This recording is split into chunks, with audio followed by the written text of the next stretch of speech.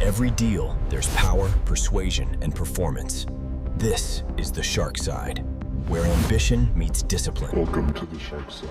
Hey everyone, welcome back. This is the Shark Side, where quiet discipline meets real results.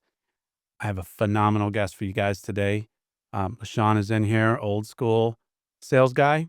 Love to have old school sales guys on, talk some real stuff. Dove Dog Marine, so we'll maybe talk a little bit about that. Who knows? I'm Army, so who knows what direction that will even go, but we'll have a little bit of fun. Like usual, talk a little sales, a little business, and whatever else comes up. So welcome, Sean. You want to introduce yourself a little bit? Yeah. So nice to meet everybody who's looking, who's I have not met at all, but my name's LaShaun. I've been doing sales since I retired. I retired May 2024. 20 years in the Marine Corps, so I'm an old man. Sometimes I like to dye my beard sometimes so I don't look so old, but yes, I've been retired now for a year and a half. Okay. Mm-hmm. And you started in sales a year and a half ago? Yeah. So I started when I retired May 3rd of 2024. Okay. I started doing sales June 6th. And what'd you sell? Windows. But you started right into Windows. Started right in the Windows, man. And what'd you do in the Marines? So my primary job is actually worked on fighter jets. Okay. Yeah, so I spent like the last 12 years working on F-35s. The first 8 I was on Harriers, and an avionics guy. So I'm a bit of a nerd. So I'm smarter than I look, I guess. But nose to tail, man. Radar, weapons, navigations, countermeasures, software, crypto, all that good stuff. And so you got out of the Marines, Mm-hmm. and out of all of the things you could do, you were like, I think I'll just get rejected all day long. Yeah. So how did you walk me through making that decision? Did you consider other things? What made you decide sales was something you wanted to do? Yeah, it's a good question, man. So honestly, myself, so I joined the Marine Corps. I graduated high school June 5th. I went to the brew camp on June 6th. Literally the very next day, I turned 18 a month and a half before I left, so I was fairly young, man. So I spent the entire adult years of my life in the Marine Corps. And so for myself, I kind of broke my life up in the chapters, is what I like to call it, right? So chapter 1 was before the Marine Corps, and chapter 2 was everything the Marine Corps had to offer for me. And this was chapter 3. So for myself, I just didn't want to do the same thing in every chapter of my life. And people kept telling me, when I was in the Marine Corps, like, hey man, you ever thought about doing recruiting? Because I like to talk, just kind of how I am. I'm like, no, people tell me that, but I don't want to do recruiting, man. I don't want to work those hours and just have to force somebody into something they don't want to be into. But so people just kind of kept telling me, like, maybe you do good in sales. And so, of course, me working on fighter jets, the primary job everybody wants to do when they first get out is, hey, we're going to go work for Lockheed Martin or Boeing or, dude, I'm not even gonna lie to you guys. I turned down a job from Gulfstreams because they, and they had 2 different resumes. But I had one that was like all aviation stuff, just kind of like a fallback, in case things don't work out in sales. I got something I can always go back to. So I put in for Gulfstreams, had connects and everything over there, $45 an hour, $15,000 sign-on bonus. And it just didn't feel right. I was just like, no, like, I don't want to keep doing the same thing. I wanted to take a chance on myself and just kind of like really just grow in an area that I haven't really seen for me. So, I got a phone call literally like around the same time, to do sales for Windows. That was an entry level position. Got in just as a door knocker, getting out there knocking doors. And I was 38 years old, fresh retired from the Marine Corps. And here I am out there in the streets beating down doors, kind of very similar to what I did at the beginning of the Marine Corps. But that's kind of how I got into it, man. How I got my foot in the door there. Did you get good training? Was it baptism by fire? It was a little bit of both. I had great training, which is pretty much like about 3 or 4 days. And then it was like, boom, right in the fire, But I think it was something that I try to be the best, genuine, nicest person I am with anybody, right? And that's just who I am. And I don't think I have to try too hard. I think that's just natural who I am. My parents raised me to be like that. I can also be a monster when I need to be as well, but I try to present myself to every single person as just a nice person, because that's who I want to be. So for myself, getting into sales and knocking doors, it was hard, but I loved it. Like, I love the excitement of just like not knowing who's going to answer the door. It could be some crazy experience, some old 70-year-old man who's butt naked. He's like, hey, what do you want? I get yelled at and I get screamed at, or people answer the door with a gun or with a dog, but that's what I like. And I know it sounds kind of crazy, but it's just that excitement of the unknown. Sure. It's just, I was kind of addicted to it in the beginning. Yeah. So we met, working in the same building, different offices, same building, and I would see LaShaun talking to other salespeople, hear some role play here and there, and I would tell you, like, I thought you were way more experienced than you are. So I'm surprised to hear that you've only been doing it for that short a time. Uh, one of the principles I have, because especially when you get in the door to door world, you get a lot of manipulation, a lot of tactics. There's a lot of, and I don't know how much you looked outside of the training you got, but if you do anything on YouTube or some podcasts, you're going to hear a lot of guys. And the more you zero in, there's a lot of manipulative tactics in Mm-hmm. there. They're talking about when they say this and you say that. And I had a rant on my very, very first podcast about the people that would, you'd get to the door and the wife would be there and maybe she'd be a little interested and say, well, I need to talk to my husband. And like companies that actually train, like, well, let's get him on the phone. Yeah. And I was like, like, I'm not that guy. Yeah. So, I do come from a very similar approach to you, which is like, we have to have a certain level of relationship, Mm-hmm. and most relationships are built on trust and respect. Yeah. And, you know, all I'm asking for when I'm at the door or when I'm in a meeting is, I would like to be given the opportunity to show you why I should be trusted and respected. Yeah. We can talk about money and products and stuff after, Mm-hmm. but the first step is being respectful and understanding that, especially in the door to door world, nobody's asking us to be there. It's different when you're in a situation where somebody responds to an ad or a piece of direct mail, and they call up and they say, well, I'd really like somebody to come in and give me a bid on a roof or on siding or on windows. And you're going there knowing, as opposed to knocking on the door, and you hear crazy stuff when Yeah. you're on the doors, Oh, yeah. like just crazy stuff. And then you have people who, like, literally you could notice their windows like falling off and cracked, and they won't let you get one sentence out. But then you have other people that don't want to buy anything, but they will like want to tell you like about their, daughter who's getting a divorce Yeah. and their grandkids. And it's like, all right, well, it was a good meeting. Yeah, man. You're like, all you're seeing is like, oh man, I'm like 10 doors behind where I should be Yeah. right now. So,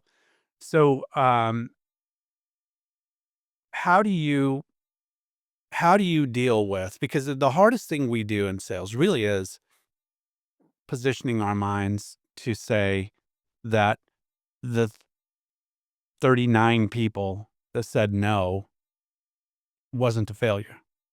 And in all the, because I've been doing this for 40 plus years, and I've worked with, in the thousands of training of salespeople. And the biggest hurdle to get in is to get them off of like feeling defeated. Because in my career, I mean, God, there's probably been hundreds of thousands of people that have told me, like, get out of here. Yeah. Yeah.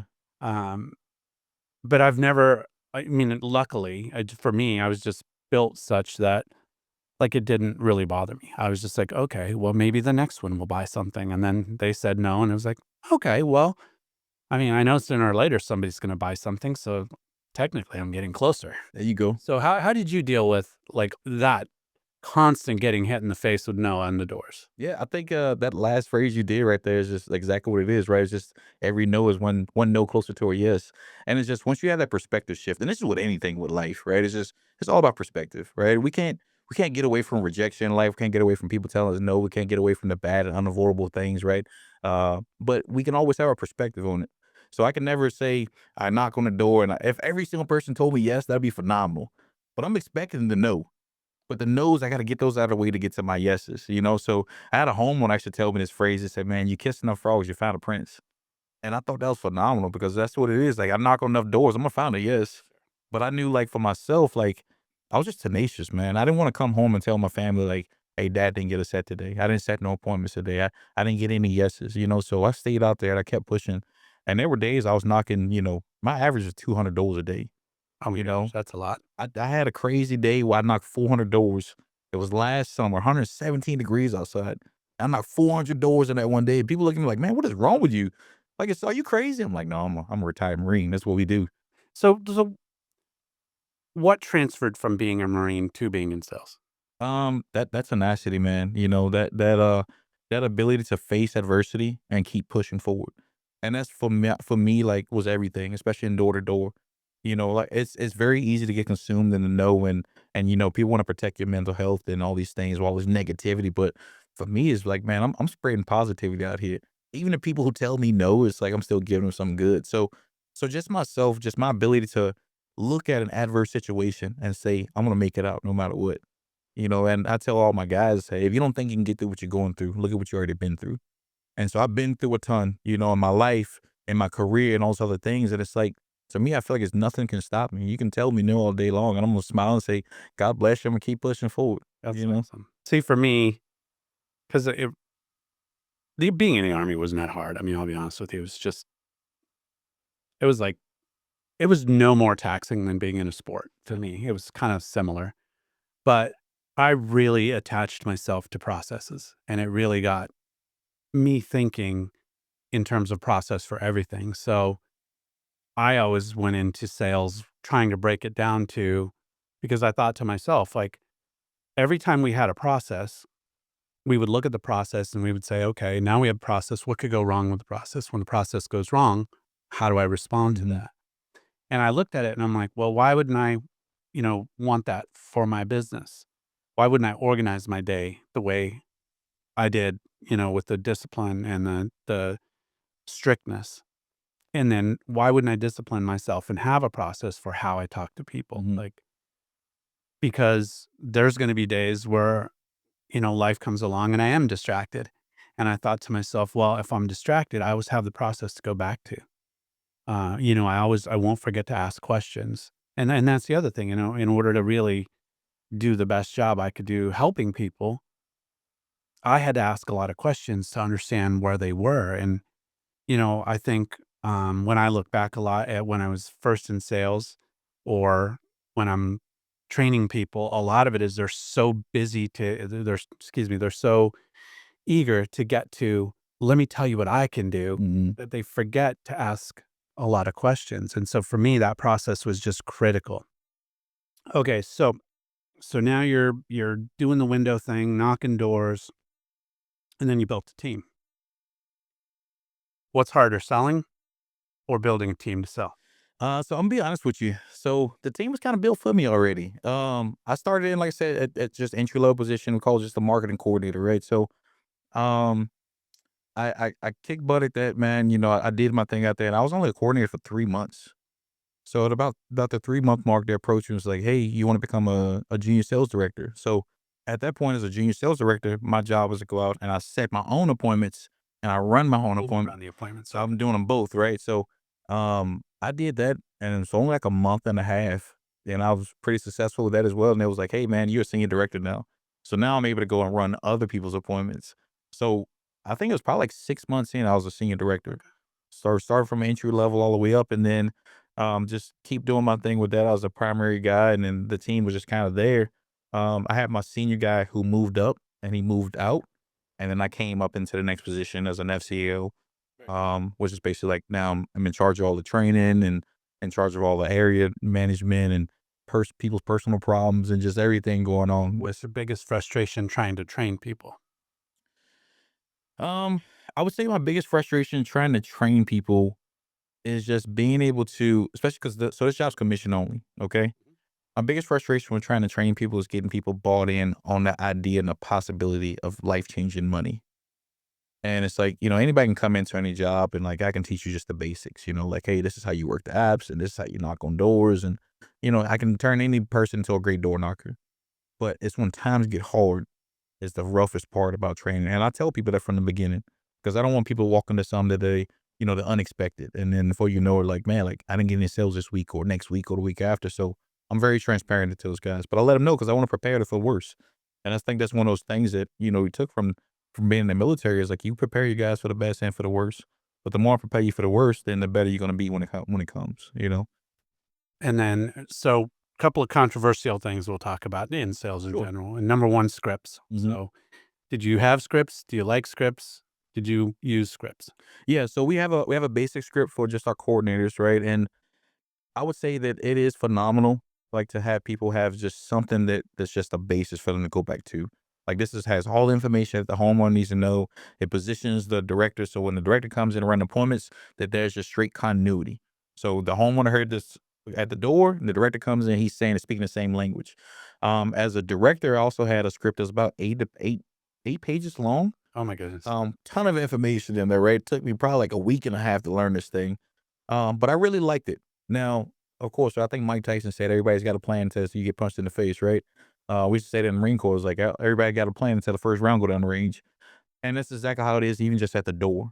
You have a basis as far as a script. These are all the information we get across, but I don't know what this homeowner's going to say. I don't know what questions they're going to ask. I don't know how they're going to react, but I have to be able to deviate from the script Mhm. and do what I have to do as far as like building that trust and building that rapport at the door with these homeowners, and then come back to the script. But the script is it basically just was a foundation for me. If I need this information, I always refer back to this.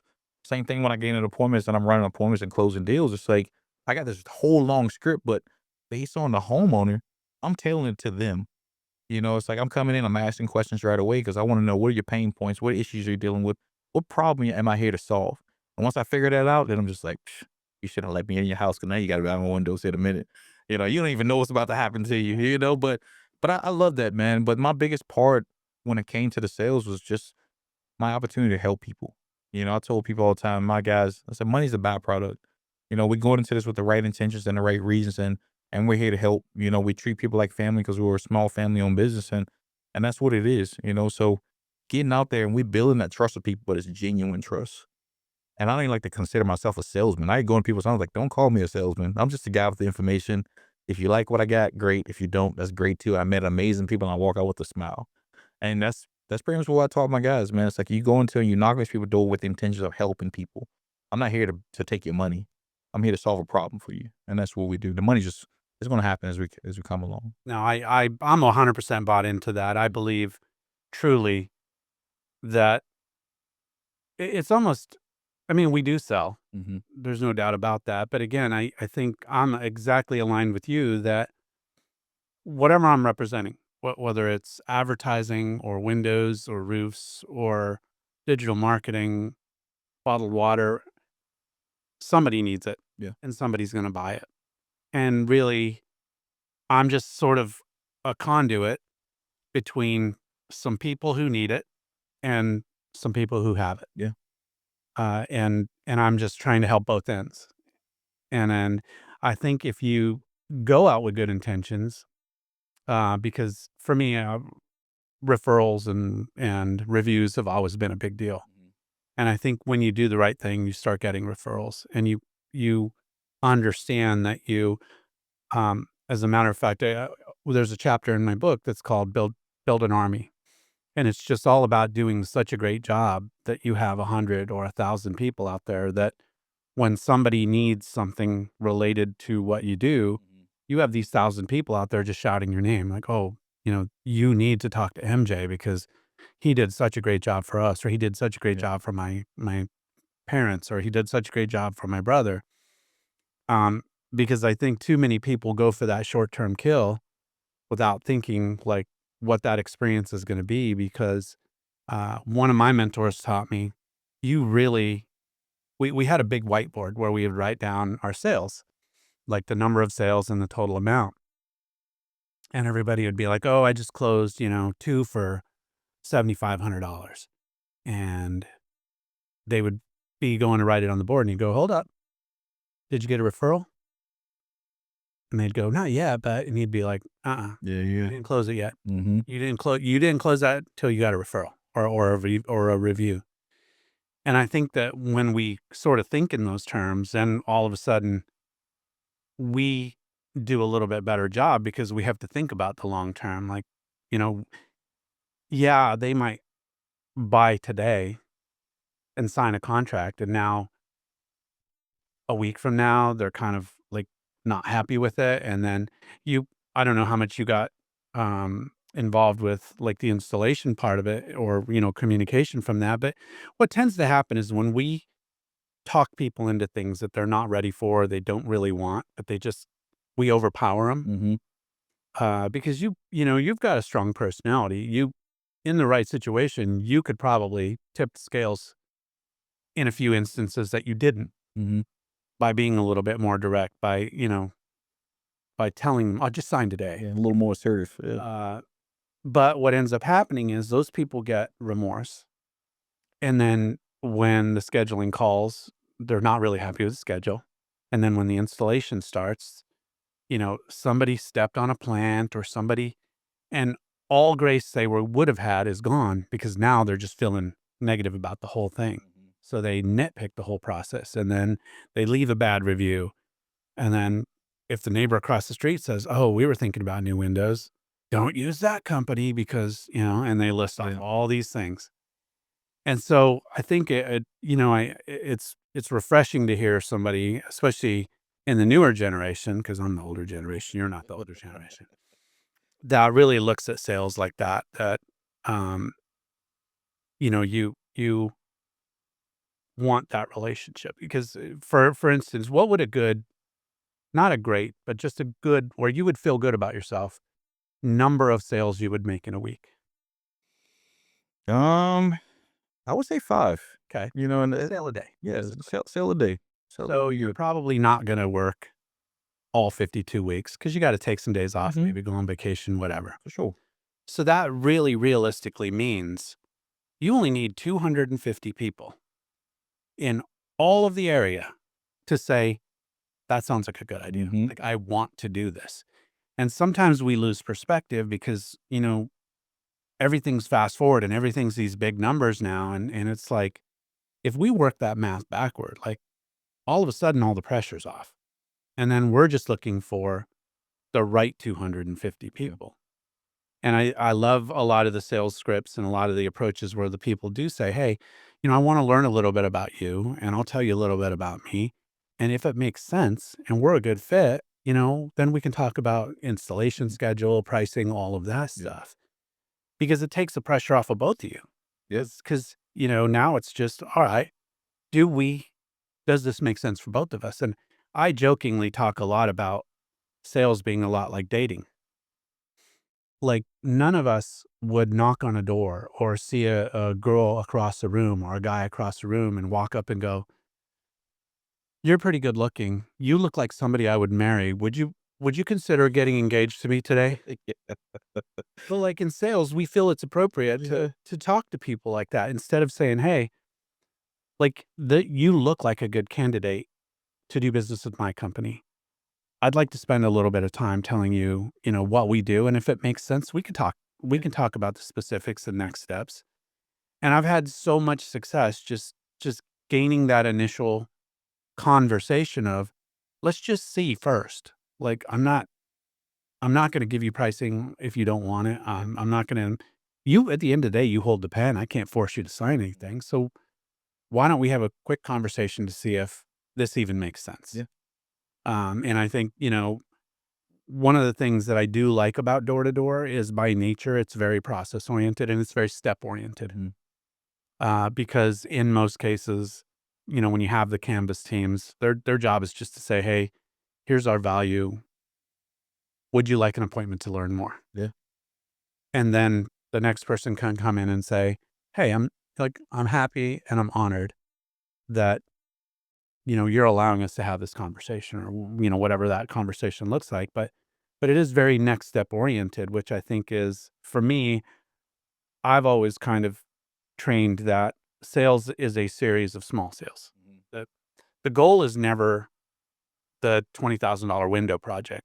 The first goal is appointment. The second goal is that needs assessment, whatever that looks like, whether, in roofing, you do a roof inspection, but you have to learn about their situation. And then the third sale is, "Hey, I know your situation.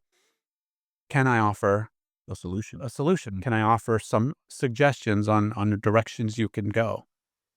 And then obviously you do that. And I generally welcome objections. I'm always scared when there's no objection. And it's just like, oh, that sounds so good. Yeah, it's too good to be true right now. Yeah. That's what I always think. Yeah. So, I do a lot of times. I'll even throughout the process sort of say things like, "Hey, this is kind of concerns that many of my clients have when we're at this stage," and then they feel okay saying, "Well, yeah, that is a lot of money," or "Gosh, we don't have that kind of money." Well, hey, no problem.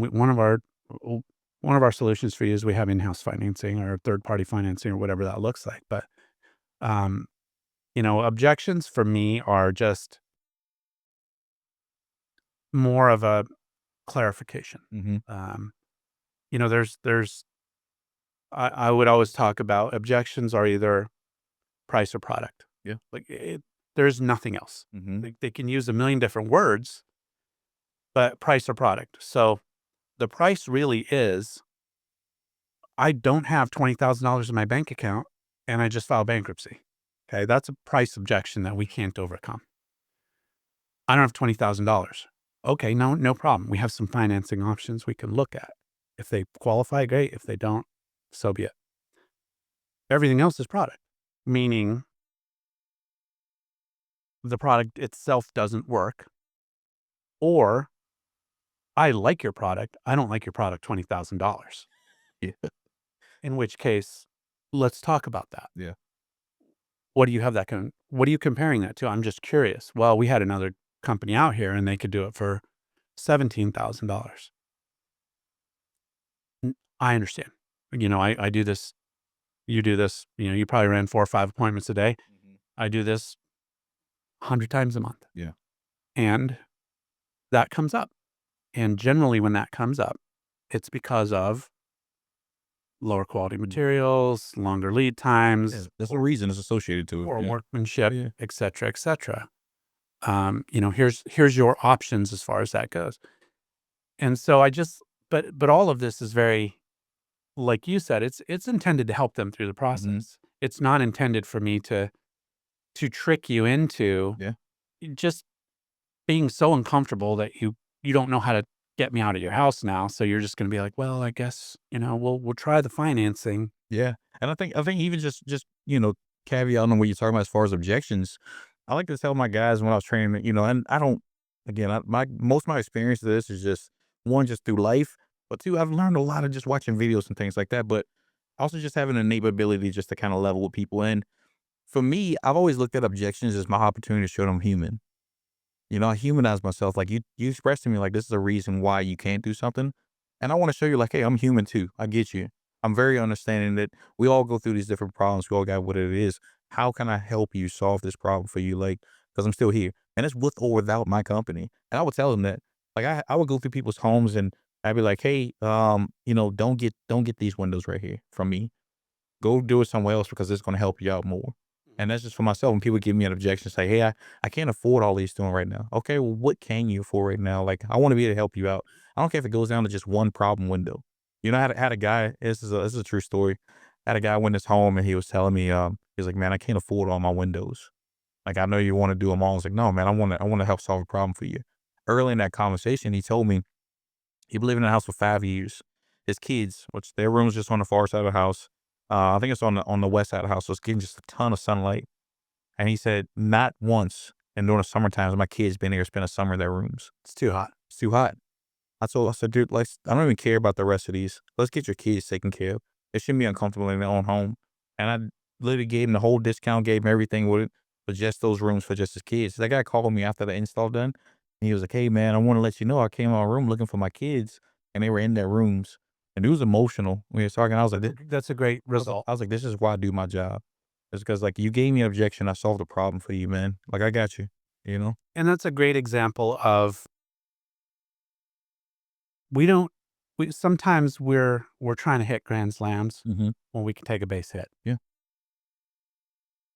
Fixing 2 or 4 windows is better than fixing no windows. So that goes back to, I can't afford 20,000, 25, whatever it would cost, 40,000. I don't even have a clue. But okay, well, what could you afford? If in a perfect scenario, I could afford $4,000. I got one credit card and I got $4,000. Okay. Let me tell you what I can do for 4,000. I'm going to do the best I can do to solve as many problems that can for $4,000. Here's what it can do. But I think, again, it just really all circles back to who are we in this for? Yeah. And I think that, one of the core values of my company is relationships matter most. Mm-hmm. And if I have a relationship, whether it's a 1-day relationship or a 10-year relationship, it's still a relationship. And I want to make sure that we're both winning. Yeah. And if you have to win a little bit more than I do, I'm okay with that. Because I think, in the grand scheme of things, stuff always comes around. So LaShaun, it was awesome. For sure, man. Loved having you on. Yeah, And for good sure. luck to you. We'll have you back again. Heck Get yeah. some progress from you in a little bit. Yeah, I got some other things in the works, so it was nice to be here as well. Can't wait to hear about them. Thanks for watching. Visit our website and follow us on social for more. Until next time, stay sharp.